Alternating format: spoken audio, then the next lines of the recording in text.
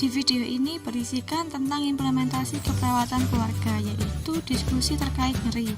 Tujuannya yaitu agar pasien dapat mengetahui dan mengatasi rasa nyeri yang dialaminya. Ada beberapa tahapan. Tahap yang pertama yaitu fase prainteraksi, terdapat kesiapan media, alat perencanaan, analisis masalah, dan kesiapan data-data sebelum tindakan keperawatan.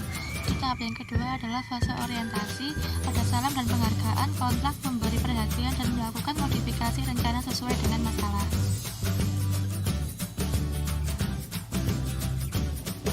Untuk tahap selanjutnya yaitu fase kerja, yang pertama komunikasi, yang kedua kolaboratif.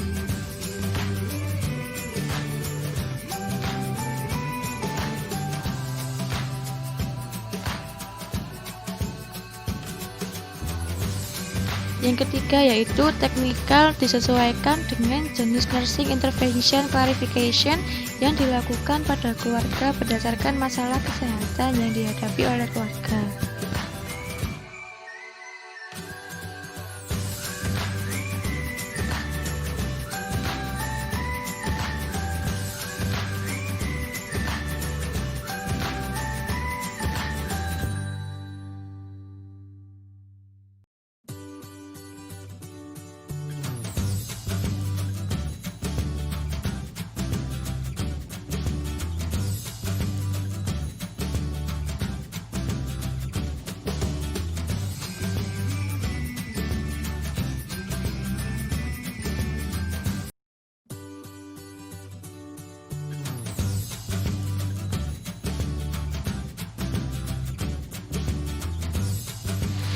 Tahap yang terakhir adalah fase terminasi. Yang pertama evaluasi, meliputi menilai respon keluarga dan mengklarifikasi hal yang telah didiskusikan dan disetujui. Yang kedua yaitu penyusunan rencana tindak lanjut, meliputi menyampaikan hasil tindakan keperawatan dan membuat rencana yang akan datang.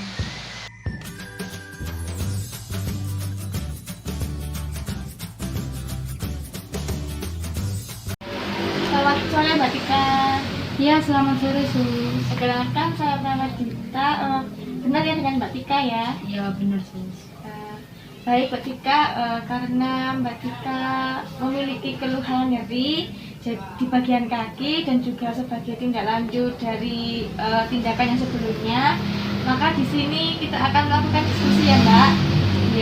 Di sini kita akan berdiskusi tentang nyeri. Jadi di sini harapannya diskusinya nanti berjalan dengan lancar sehingga Mbak Tika dapat menerima informasi dari diskusi kita pada sore hari ini.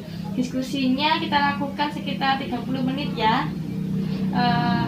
Kita lakukannya di sini. Apakah sudah nyaman Mbak Tika? Sudah, Sus, di sini. Apakah ada yang ingin ditanyakan? Tidak, Sus. Kalau begitu kita langsung mulai saja ya Mbak Tika ya diskusinya. Ya, Sus. Sekarang saya ingin bertanya, apakah Mbak Tika sekarang merasakan nyeri ya? Tidak, Sus. Saya tidak merasakan nyeri kalau sekarang.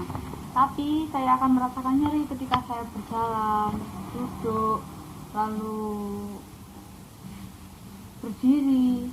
Nah, biasanya nyeri itu timbul sendiri, tapi kadang langsung hilang dengan sendirinya. Namun terkadang nyerinya tidak hilang-hilang sampai saya merasa kesakitan sekali. Dan di saat merasakan nyeri itu, tindakan apa ya yang Mbak Tika lakukan untuk mengatasi nyeri tersebut? Ya, apa ya, Sis? Karena saya juga tidak paham dan tidak tahu sama permasalahan nyeri ini.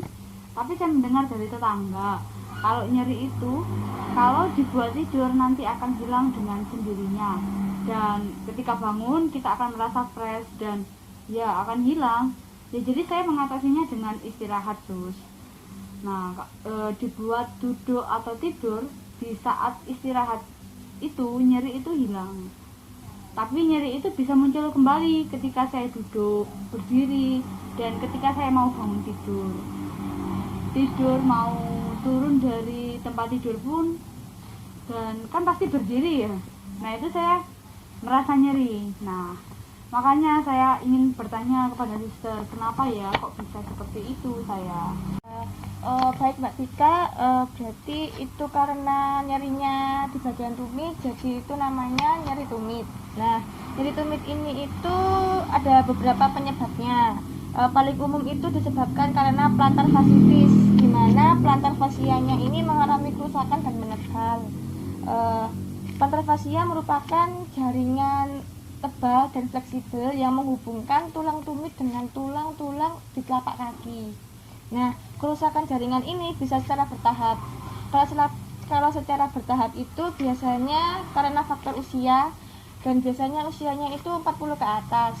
Dan yang kedua itu bisa secara mendadak dikarenakan cedera. Misalnya saat berolahraga ataupun menari atau sedang melakukan aktivitas. Nah, beberapa hal yang dapat meningkatkan resikonya itu karena robeknya jaringan plantar fasia, karena obesitas, seringnya beraktivitas dengan posisi berdiri, dan menggunakan alas kaki dengan sorata.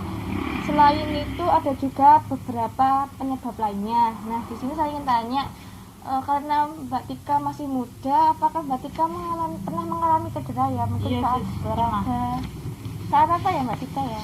Saat olahraga sih. Oh, saat olahraga. Nah, jadi Mbak Tika ini nyeri tumitnya itu dikarenakan olahraga ya.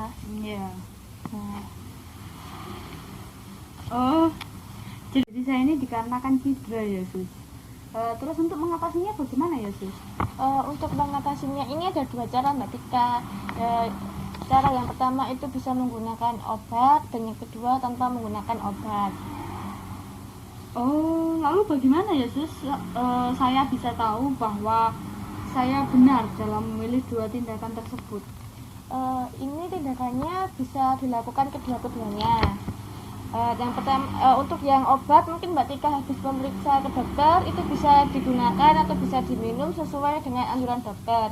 Untuk yang tanpa obat ini, itu bisa menggunakan kompres hangat, kompres dingin, dan teknik relaksasi. Nah, di sini saya mempunyai leaflet. Ini di sini isinya tentang cara mengatasi nyeri tanpa obat. Bisa dilihat dulu Mbak Tika, pahami. Mungkin ada pertanyaan? Belum sus. Dipahami dulu ya. Ini kompres hangat ini memakai air hangat ya sus? Iya, menggunakan air hangat. Ini nanti dikompres di bagian yang dirasa nyeri. Di cara-cara tersebut Mbak Tika bisa menggunakan kompres hangat, kompres dingin, pijat, ataupun teknik relaksasi. Sudah memahami ya Mbak Tika ya? Sudah sus.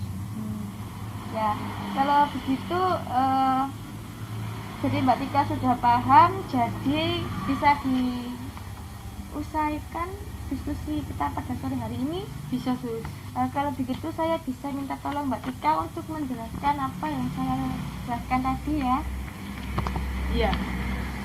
Jadi nyeri yang saya rasakan itu adalah nyeri tumit. Dimana nyeri yang dirasakan itu ya bagian tumit. Iya. Penyebab dari nyeri itu sendiri ternyata dari cedera yang pernah saya alami.